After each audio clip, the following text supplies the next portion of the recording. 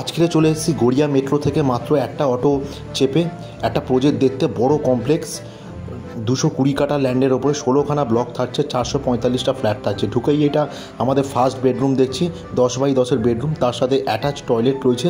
টয়লেটের সাইজ ও মোটামুটি বড় সাইজের টয়লেট পাচ্ছি আমরা একটা, এরকম সব ফিটিংস থাকছে। ওয়াল হ্যাঙ্গিং কোমোড থাকছে। এটা হচ্ছে আমার সেকেন্ড বেডরুম, 10x11-এর বেডরুম থাকছে।